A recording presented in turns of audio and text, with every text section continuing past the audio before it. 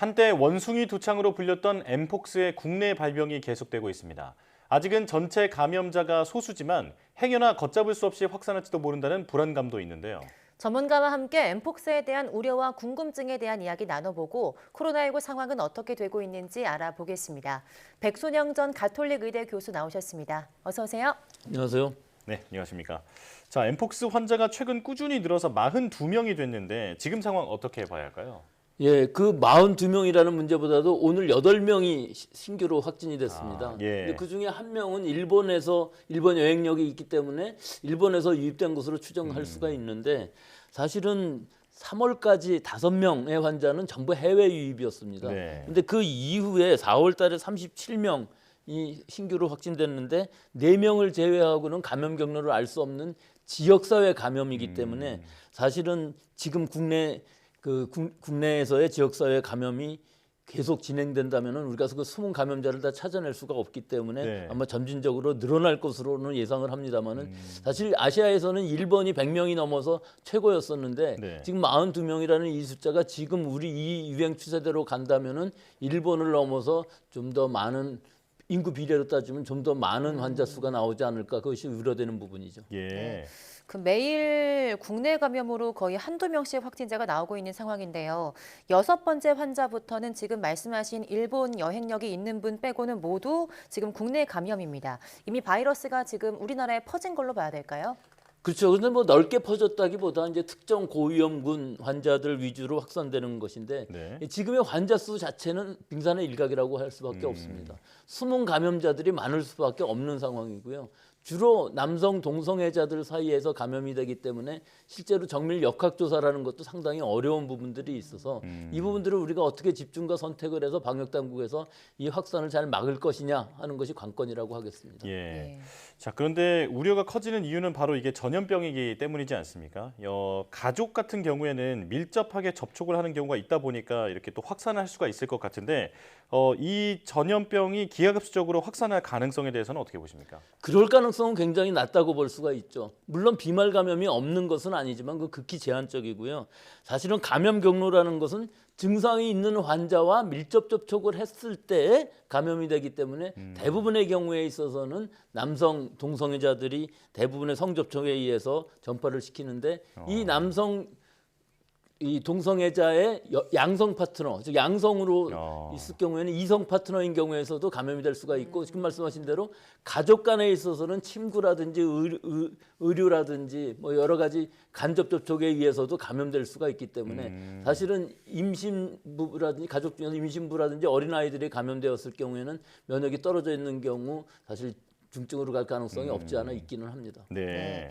그런데 지금 언론에서 많이 나오고 있지만 엠폭스라는 질병이 어떤 병인지 지금 모르시는 분들도 많거든요. 어떤 증상을 나타내는지 또 사망률은 어떻게 되는지 이런 거에 대해 말씀을 좀 해주시죠. 예, 사실은 엠폭스 그러면은 딱 오지는 않고 원숭이 네. 두창이라고 그러면 우리나라 말로서는 직관적으로 알 수가 있는데 원래 원숭이에 있는 천연두라는 그 병이었던 것이 두창이거든요. 네. 근데 사람의 천연두와 다르게 원숭이 동물에 있는 그 두창인 경우에 있어서는 사실 사람에 있어서의 치명률은 천연두보다는 많이 떨어지는 건 사실입니다. 그래서 아프리카의 경우에 있어서는 사실은 굉장히 높은 치명률을 보였었는데요. 지금 4월 중순까지 전 세계적으로 8만 7천 명 정도 감염되었는데 120명 정도가 사망을 했기 때문에 치명률 자체는 극히 낮지만 실제로 이 질병인 경우에 있어서는 면역 약화 환자들인 경우 특히 남성 동성애자들 사이에 있어서는 HIV 보유를 하고 있는 사람들이 많기 때문에 이런 예. 분들이 사망할 가능성들이 높은 편이고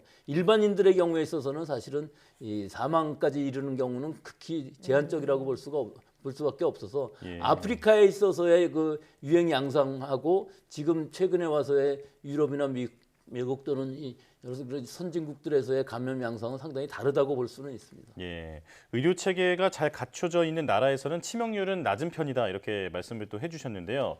자, 그리고 이제 감염되는 방식을 조금 더 구체적으로 알아봐야 할 것 같은데 방역 당국에서는 악수나 포옹 정도로는 감염되지 않으니까 크게 걱정할 필요가 없다라고 얘기를 했었습니다. 자, 구체적으로 어느 정도 수준의 접촉이 되면 감염이 일어나는 걸까요? 뭐 우리가 일상적인 접촉, 뭐 같이 접촉을 했다 하더라도 실제로 그 환자의 피부 병변을 직접 접촉하고 그것이 자기 몸속으로 들어오지 않는 한 감염되기가 어렵기 때문에 네. 실제 그런 경우는 굉장히 드물다고 볼 수가 있죠.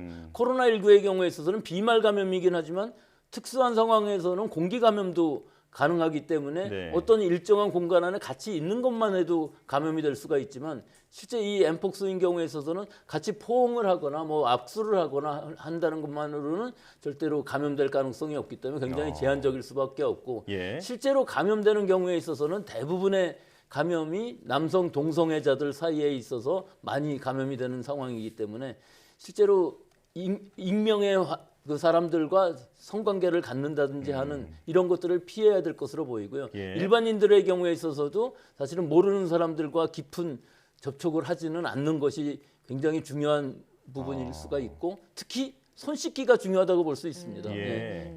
잘못해서 내 손에 접촉이 됐다 할지라도 내 몸 안으로 감염이 되지 않으면 되기 때문에 손 씻기를 좀 더 철저히 하는 것이 중요하다고 볼 수 있습니다. 그렇군요. 네, 그러니까 밀접 접촉, 일단은 좀 피부가 접촉하거나 그래야만 감염이 된다.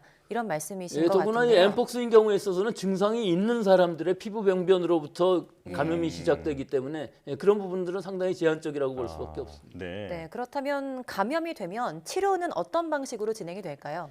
일단 치료라는 개념보다는 이것은 증상이 완화되는 것을 기다리는 그런 상황일 수가 있는데 테코비리마트라고 물론 항바이러스제는 있기는 합니다. 근데 우리나라에서 뭐 이 항바이러스제를 계속 처방한다기보다는 대부분의 사람들은 시간이 지나면은 2, 3주 이내에 증상이 완화되고 없어지면서 예후는 좋기 때문에 예. 실제 이 항바이러스제를 가지고 치료를 한다기보다는 대증 치료를 통해서 괴로움을 없애주고 통증을 없애주고 그것이 우리 몸의 면역이 그것을 완치하는 데까지 기다리는 그런 수순을 걷게 되는데 여러 가지 증상들이 또 수두와 많이 비슷할 수가 있기 때문에 사실은 초기에 얼마나 빨리 찾아내서 잘 치료를 하느냐 하는 것이 관건이라고 볼 수가 있고요. 예. 이 환자들을 빨리 찾아냄으로 해서 지역사회 감염을 좀 더 막을 수 있는 그런 부분도 있을 수 있습니다. 교수님 그렇다면 내가 감염이 됐다라고 하면 그 감염 당사자는 어떻게 행동하는 것이 이 주변 사람들의 안전을 지킬 수 있을까요? 뭐 감염 당사자라는 의미는 이미 감염이 확진된 경우인데요. 네네. 그보다 그 전 단계로 일단 어떤 부분에 있어서든지 발진이 생기고 좀 더 통증이 생기고 증상이 있다 그러면은 바로 진단 검사를 받는 것이 훨씬 더 중요하겠죠. 그래야 주변에 이 전염을 시키지 않을 테니까요. 예. 그러니까 이런 부분에 있어서 우리가 이 남성 동성애자라는 것을 특정하면서 얘기를 하기 때문에 사실은 신상을 밝히면서 진단 검사를 받기는 굉장히 어려운 부분이 있습니다. 그래서 익명으로 검사를 하면서 실제로 자기가 접촉했던 특히 성접촉을 했던 사람들을 전부 확인함으로 해서 좀 더 빠른 시간 안에 밀접 접촉자를 찾아내고 그렇게 잘 찾아낼 수 있다면은 사실은 진네오스라는 백신 접종을 함으로 해서 예방적으로 치료를 할 수 있는 이런 상황일 수가 있는데 우리나라에서는 아직까지 그렇게 선제적으로 치료를 한 경우는 한 명에 불과하다고 합니다. 그렇기 때문에 그 예방 접종 즉 링 백시네이션이라고 그래갖고 포위 접종을 한다는 의미는 네. 그 확진자와 접촉한 사람들을 미리 이 백시네이션을 함으로 해서 면역을 만들어줌으로 해서 좀 더 퍼지는 것을 막을 수가 있는데 이것은 미국이나 이런 나라들에서는 지금까지 성공을 한 그런 사례가 있습니다만은 우리나라에서는 아직까지는 그렇게까지는 하고 있지 못하고 이것은 사회적으로 이제 낙인을 찍는 효과들이 있기 때문에 이 접촉자라든지 혹은 확진자 본인 물론 확진자 본인은 격리 치료를 합니다만은 입원 치료를 합니다만은 그 이외에 밀접 접촉자들의 경우에 있어서 사실은 능동 감시를 하지 격리 치료는 하고 있지 않은 상황입니다. 아, 그렇군요. 네. 어쨌든 성소수자에 대한 좀 인식 개선도 함께 필요한 부분이 아닐까 싶은데요. 엠폭스에 관한 이야기는 여기까지 나눠보고 코로나19 이야기를 좀 해볼까 합니다. 코로나19 확진자가 최근 또 급증하지도 않고 줄지도 않고 계속 10,000명에서 15,000명 사이를 오가고 있는데요. 지금의 유행 상태는 어떤 상황이라고 보면 될까요? 예, 유행 상태는 뭐 12,000명 정도가 하루에 평균 발생하고 있기 때문에 굉장히 안정적이라고 할 수가 있죠. 네. 위중증 환자의 경우도 140명대고 사망자 수도 하루 평균 10명 이하로 나타나고 있기 때문에 이런 부분들은 상당히 안정적이고 지난 한 달 동안의 치명률도 0.06% 정도이기 때문에 뭐 그렇게 우려할 정도는 아니라고 볼 수가 있습니다. 예. 그렇지만 한 사람이 몇 명을 감염시키느냐는 감염 재생산 지수는 1.08로 2를 넘고 있기 때문에 이 정도의 추세는 뭐 당분간 좀 지속될 것으로 보이지만 실제로 우리 의료 체제에 영향을 줄 만큼 유행이 될 가능성은 거의 없다고 볼 수 있습니다. 네, 지금 상황이 안정적이라고 말씀을 해주셨는데 그렇다면 지금까지의 방역 규제 해제 조치가 적절했다 이렇게 평가할 수 있을까요? 예, 우리나라의 그 방역 해제 조치는 다른 선진국들에 비해서 상당히 보수적으로 늦게 했던 부분들이 있어서 뭐 네. 적절한 시기에 잘 해제를 했던 것으로 보이고 지금 한 가지 남아 있는 것은 확진자의 일주일간의 자가격리만 남아 있는 예. 상황입니다. 네. 그 마지막 남은 격리 의무 다음 달에는 또 조치가 나올 것으로 보이는데요. 어떻게 전망하십니까? 예, 실제로 다음 달이면 아마 WHO가 코로나19의 국제적 공중보건 비상사태를 아마 해제할 것으로 보이기 때문에 네. 그 해제함과 동시에 우리도 일주일간의 자가격리 의무를 아마 권고로 바뀔 것으로 보입니다. 이것은 자발적으로 격리를 함으로 해서 좀 더 유행을 줄일 수 있는 효과가 있을 것으로 보이고요. 이것은 뭐 지금의 의무나 권고나 뭐 유행에 있어서는 큰 차이는 없을 것으로 보이지만 실제로 진단 검사를 받지 않는 사람들이 늘을 수밖에 없기 때문에 이 의무는 해제하는 것이 상당히 의미가 있다고 봅니다. 네, 아마도 곧 권고로 바뀌지 않을까 싶은데요.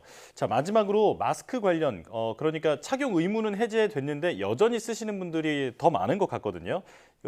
마스크를 계속 쓰는 게 좋을까요? 그것은 이제 사람에 따라서 좀 다를 수가 있겠죠. 일반적으로 우리가 지금 방역을 완화하게 되면은 감염력은 더 높아질 수밖에 없는 상황이지만 네. 어떤 사람한테 문제가 될 수밖에 없냐면은 고령층이라든지 면역 약화 환자들 같은 경우에 있어서는 감염될 위험성은 더 높아졌다고 볼 수가 있겠죠. 그래서 실내 환경에서 사람이 많이 모여 있는 곳 같은 데에서는 마스크를 쓰는 것을 권고할 수밖에 없는 상황이고요. 또 이득이 크다고 볼 수가 있는데 또 하나는 호흡기 증상이 있는 사람들은 그것이 독감이든 뭐 라이노바이러스든 어떤 증상이든 코로나 바이러스든 일단 다른 사람들을 배려하는 입장에서 가능한 한 외출을 줄이면서 외출을 할 때에도 마스크 특히 보건 마스크를 착용하는 것이 KF80 이상의 보건 마스크를 착용하는 것을 권고하는 것이 좋을 시기라고 볼 수 있습니다. 네, 오늘은 엠폭스와 코로나19 상황에 대한 이야기 나눠봤는데요. 모두 증상이 있으시다면 곧바로 진료를 받아보시는 게 가장 중요할 것 같습니다. 백순영 가톨릭대 의대 명예교수와 함께했습니다. 오늘 말씀 고맙습니다. 맞습니다.